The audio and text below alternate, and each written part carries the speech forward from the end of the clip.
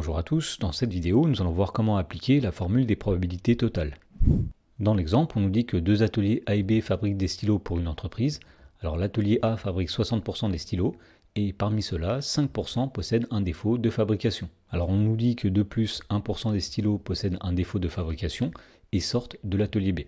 Alors un stylo est prélevé au hasard dans le stock de l'entreprise et on considère les trois événements suivants. Donc le premier événement grand A, c'est le stylo a été fabriqué par l'atelier A. L'événement B, c'est le stylo a été fabriqué par l'atelier B. Et l'événement D, c'est le stylo possède un défaut de fabrication. Dans la première question, on demande de représenter cette situation à l'aide d'un arbre de probabilité. Alors tout d'abord, lorsqu'on choisit un stylo au hasard, il y a deux possibilités. Soit le stylo provient de l'atelier A, soit il provient de l'atelier B. Ensuite, si le stylo provient de l'atelier A, il y a deux possibilités. Soit il possède un défaut de fabrication, donc nous noterons ici l'événement D, soit il n'a pas de défaut de fabrication, donc nous mettrons ici D bar, l'événement contraire de l'événement D.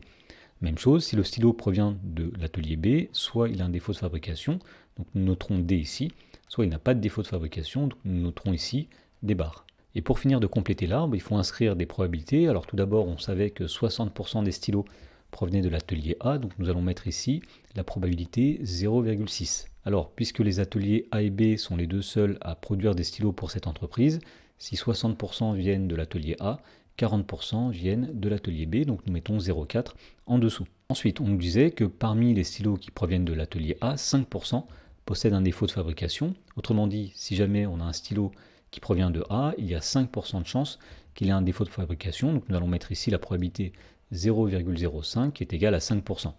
Alors, puisqu'il y a 5% qu'il ait un défaut de fabrication, il va avoir ici 95% de chance qu'il n'ait pas de défaut de fabrication. Voilà, donc à ce stade, on ne peut pas compléter l'arbre plus que ça, puisque l'autre information que nous avons, c'est que 1% des stylos possèdent un défaut de fabrication et sortent de l'atelier B. Autrement dit, c'est P de B inter D qui est égal à 1%, c'est-à-dire 0,01. Et on ne peut pas inscrire cette probabilité dans l'arbre, puisque, par exemple ici, la probabilité qu'il faudrait inscrire, c'est une probabilité conditionnelle, c'est-à-dire P de D, sachant B.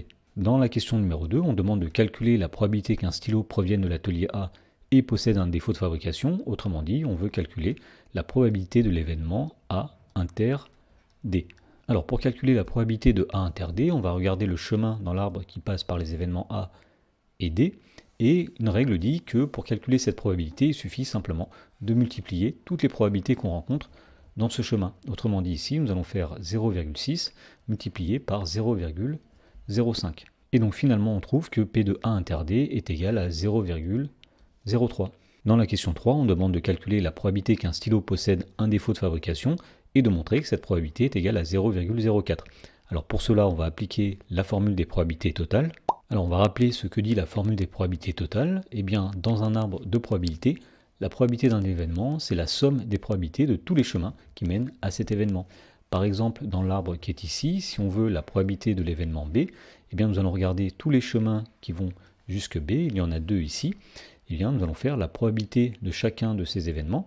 Autrement dit, P de B, c'est P de A inter B qui correspond au premier chemin, plus P de A bar inter B qui correspond au deuxième chemin. Alors si on applique ceci à la troisième question, eh bien on va regarder tout d'abord tous les chemins qui mènent à l'événement D. Il y a deux chemins, il y a le chemin qui passe par A et par D, et le chemin qui passe par B et par D. Donc on va dire que d'après la formule des probabilités totales, eh bien la probabilité de l'événement D, c'est P de A inter D qui correspond au premier chemin, plus P de B inter D qui correspond au deuxième chemin. Alors P de A inter D, eh bien ce sera la probabilité obtenue en multipliant toutes les probabilités qu'on rencontre lorsqu'on parcourt le chemin qui passe par A et D. Autrement dit, nous allons faire 0,6 fois 0,05 plus P de B inter D. Eh bien, il faudrait faire ici le produit de toutes les probabilités qu'on rencontre lorsqu'on parcourt le chemin qui passe par B et par D. Alors malheureusement ici, nous n'avons pas la probabilité de D sachant B, mais ce n'est pas grave puisque dans l'énoncé, nous savions directement que P de B inter D est égal à 0,01. Donc ici, nous allons ajouter 0,01.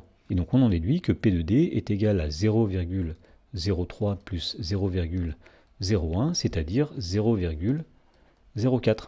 Dans la question numéro 4, on nous dit qu'on prélève un stylo au hasard dans l'atelier B et on demande la probabilité qu'il possède un défaut. Autrement dit, on veut calculer la probabilité de l'événement D, sachant B, c'est-à-dire la probabilité que le stylo ait un défaut, sachant qu'il provienne de l'atelier B.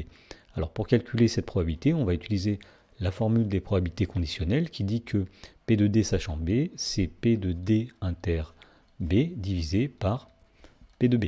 Alors on sait que P de D inter B est égal à 0,01, on sait que P de B est égal à 40%, c'est-à-dire 0,4, et donc on trouve finalement 0,025. Et donc si jamais on voulait compléter l'arbre à ce stade, eh bien on pourrait mettre ici la probabilité 0,025 et ici nous mettrions 0,975.